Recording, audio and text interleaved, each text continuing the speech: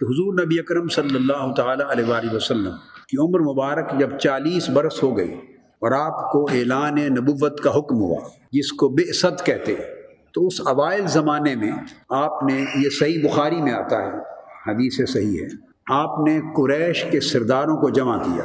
قریش کے سردار جمع ہوئے، بڑے بڑے رؤسائے مکہ جمع ہوئے، آپ کے اعزا اقارب جمع ہوئے۔ اعوذ باللہ من الشیطان الرجیم۔ وانذر عشیرتک الاقربین، اس حکم کی تعمیل میں کہ آپ کے جو اقربا ہیں، قریبی رشتہ دار ہیں، قریش کے بڑے بڑے رؤساء ہیں، ان ساروں کو دعوت پہنچائیے۔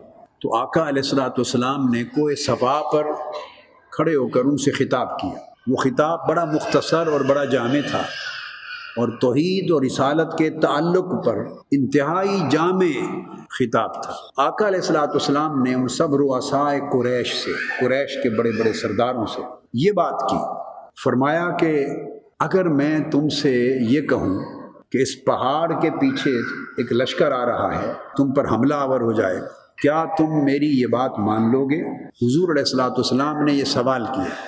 قریش کے تمام سرداروں نے، جو ابھی تک ایمان نہیں لائے تھے، ان کی غالب اکثریت ابھی تک ایمان نہیں لائے تھے، تو وہ جو ایمان نہیں لائے تھے، کافر تھے، مشرک تھے، ان سب نے بھی بیک زبان جواب دیا کہ ہاں ہم آپ کی بات مان لیں گے۔ حضور علیہ الصلوۃ والسلام نے پوچھا کہ تم میری بات کیوں مان لو گے؟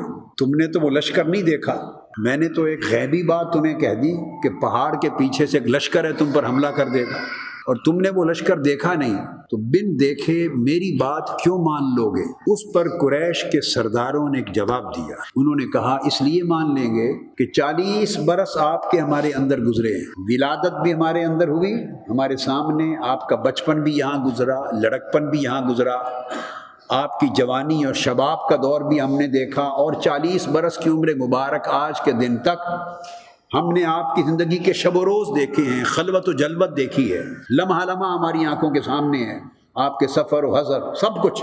ہم نے پوری زندگی میں آپ کو جھوٹ بولتے نہیں دیکھا، آپ کی زبان سے کبھی غلط بات صادر نہیں ہوئی، ایک بات بھی جو غلط ہو آپ نے نہیں کہی۔ ہم نے آپ کو 40 برس میں صادق اور امین پایا، سچا پایا ہے۔ اب ہمارا اس بات پر چونکہ عقیدہ ہے کہ آپ سچے ہیں، آپ غلط بات نہیں کرتے، سو آپ کی سچائی کو ماننے کی وجہ سے جو خبر آپ دیں گے کہ لشکر آ رہا ہے پیچھے سے، ہم اس خبر کو سچا مان لیں گے۔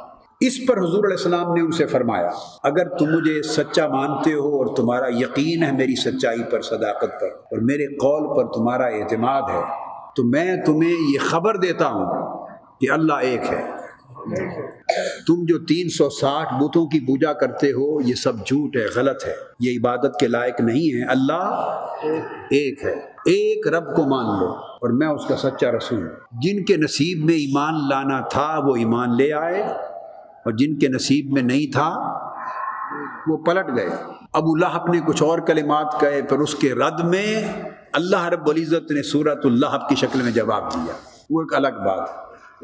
یہ وہ موقع تھا کہ اس پر ابو لہب نے یہ بھی صحیح بخاری میں ہے، حضور علیہ السلام کی طرف ہاتھ اٹھا کر، ہاتھ کا اشارہ کر کے کہا کہ اے محمد تم نے ہم سب کو اس بات کے لیے یہاں جمع کیا تھا؟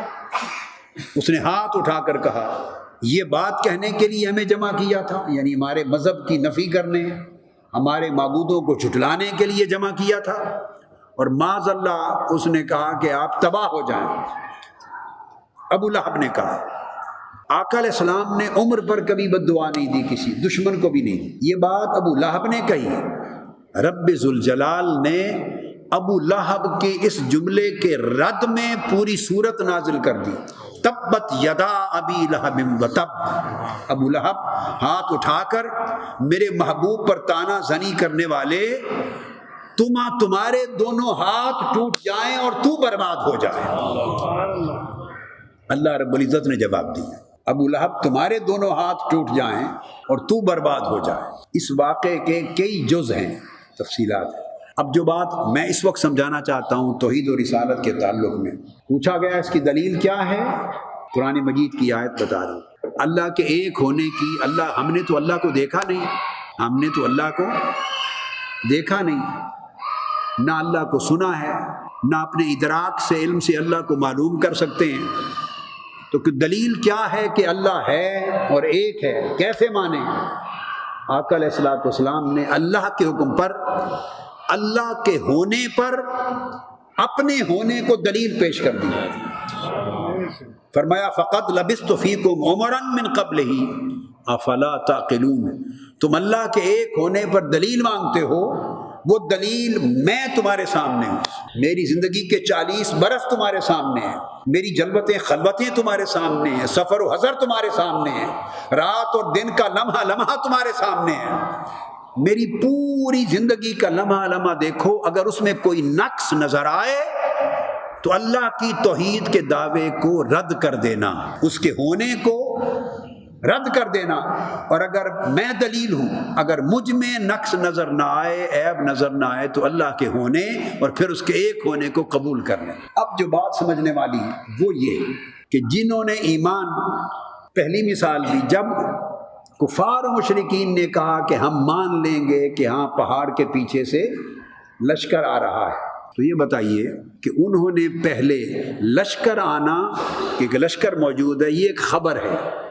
اب بڑی خاص بات سمجھا رہا ہوں، علمی بات ہے مگر بالکل پانی کی طرح آپ کو آسان ہو جائے گی، جیسے آدمی ٹھنڈا پانی پی لیتا ہے، مشکل نہیں لگے گی۔ یہ آپ کا ارشاد کہ پہاڑ کے پیچھے سے لشکر آ رہا ہے، یہ کیا ہے؟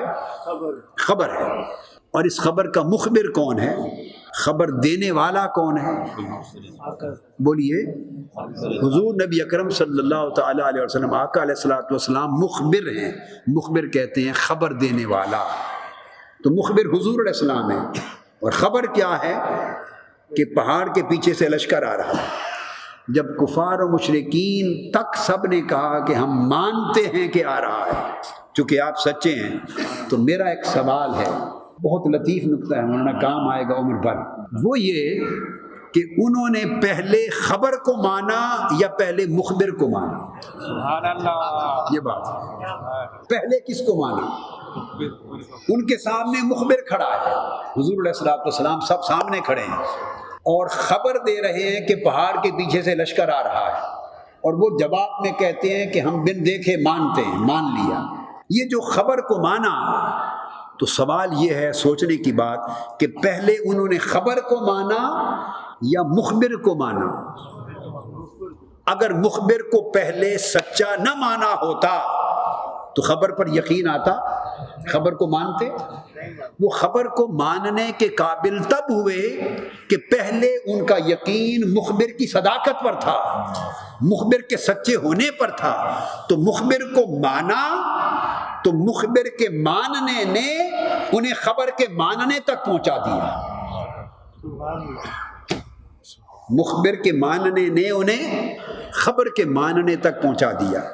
اب آقا علیہ السلام نے توحید کے دعوے کے لیے یہ مثال دی تھی، جب ان سے کہلوا لیا کہ ہم مانتے ہیں تو فرمایا کہ اب اسی طرح مانو کہ اللہ ایک ہے۔ اللہ کو ایک ماننا توحید ہے۔ جب یہ فرمایا کہ اللہ ایک ہے تو بولیے یہ کیا ہوئی؟ یہ خبر ہوئی یا مخبر ہوا؟ جب فرمایا اللہ ایک ہے تو یہ کیا ہوئی؟ یہ خبر ہوئی۔ اللہ ایک ہے، یہ کیا ہوئی؟ خبر۔ اس خبر کا مخبر کون ہوا؟ قرآن سورہ بقرہ میں کہتا ہے الذین یؤمنون بالغیب، متقی وہ لوگ ہیں جو بن دیکھے مان لیتے ہیں، اللہ کو بن دیکھے مانتے ہیں، آخرت کو بن دیکھے مانتے ہیں، ملائکہ کو بن دیکھے مانتے ہیں، بعث بعد الموت کو بن دیکھے مانتے ہیں، قبر میں حساب و کتاب ہوگا بن دیکھے مانتے ہیں، قیامت کے دن اٹھائے جائیں گے، سب کچھ بولیے بن دیکھے مانتے ہیں، نامہ اعمال کھلیں گے، سب کچھ بن دیکھے مانتے ہیں۔ کیوں؟ کہ قرآن نے بتا دیا۔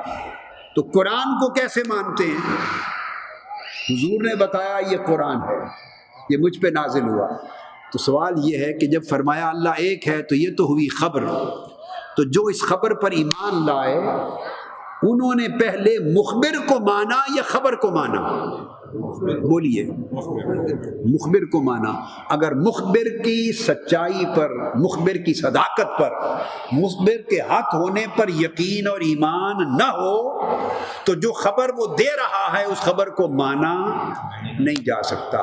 تو توحید، اللہ کی وحدانیت، اس کا ایک ہونا، اس کو ماننا یہ خبر تھی، اور اس کی خبر دینا یہ رسالت ہے۔ اللہ کا ایک ہونا، ایک ہونے کو ماننا یہ توحید ہے، اور اللہ کے ایک ہونے کی خبر دینا یہ رسالت ہے، اور وہ خبر دینے والا مخبر ہے، اس مخبر کا نام رسول ہے۔ اس لیے اللہ پاک نے فرمایا محبوب انہوں نے مجھے تو دیکھا نہیں، میں نہ ان کے حواس میں آ سکتا ہوں، نہ آنکھوں سے دیکھ سکتے ہیں، نہ کانوں سے سن سکتے ہیں، نہ مجھے ہاتھوں سے چھو سکتے ہیں، نہ ناک سے سونگھ سکتے ہیں، نہ زبان سے چکھ سکتے ہیں، میں تو ان کے حواس سے باورا ہوں، میں تو ان کی عقل میں بھی نہیں آ سکتا، میں تو ان کے حواس سے خمسہ میں نہیں آ سکتا، ان کی عقل میں نہیں آ سکتا، ان کے وجدان میں نہیں آ سکتا، ان کا ذوق، ان کا وجدان، ان کی فراست، ان کی بصیرت، ان کے حواس، ان کی عقل و خرد، کوئی ذریعہ مجھے جان نہیں سکتا، کہ جنہوں نے مجھے عقل سے جاننے کی کوشش کی وہ گمراہ ہو گئے۔ بھئی ارسطو نے بھی کوشش کی، افلاطون نے بھی کوشش کی، یعنی یونان کے زمانے سے اور اس سے بھی پہلے زمانوں میں لوگ اپنی عقل سے ٹٹولتے رہے کون ہے خالق، تو جو عقل سے جاننے کی کوشش کرتے رہے وہ گمراہ ہو گئے، جو اپنے تئیں جاننے کی کوشش کرتے رہے وہ گمراہ ہو گئے۔ رب کائنات نے اس مقام پہ لا کھڑا کیا کہ از خود جاننے کی کوشش کرنے والوں تم مجھے جان نہیں سکتے، جاننے کا ایک طریقہ ہے، میں نے ایک مخبر بھیجا ہے جو میری خبر دیتا ہے، بس اس کو جان لو، پہچان لو اور سچا مان لو۔ جب اسے سچا مان لو گے تو جب وہ میری خبر دے گا تو میری خبر پر ایمان لے آنا، یہ توحید ہو جائے گی۔ پہلے 40 سال تک کسی کو پیدا کر کے ان کے اندر رکھ کر اس کو ایسا اجلا، ستھرا، پیارا، نورانی اور عظیم بناتا ہے تاکہ اپنا پرایا سب کچھ اسے سچا مانے، صادق مانے، امین مانے، اور 40 سال ان کا یقین اس پہ دلواتا ہے، اس پر اس کا یقین کرواتا ہے، اس کی صداقت پر، امانت پر، سچائی پر، طہارت پر، معصومیت پر۔ جب 40 سال تک ان کا یقین جم جائے اس پر، پھر حکم ہوتا ہے کہ اے محبوب اب دعوت توحید دے، اب انہیں میری خبر دے، اب انہیں اپنی خبر دلوانے سے پہلے اس مخبر کو تیار کرتا ہے اور لوگوں کے دل و دماغ میں اس کی صداقت کا یقین بیٹھاتا ہے تاکہ کوئی اس کو معاذ اللہ غلط بیانی کرنے والا نہ کہے۔ اور جب وہ اس کی سیرت پر، کردار پر، اس کی ذات پر لوگوں کا اعتماد جم جاتا ہے تو پھر وہ خبر دیتا ہے توحید کی، اور یہ خبر دینا، یہ عمل رسالت بن جاتا ہے۔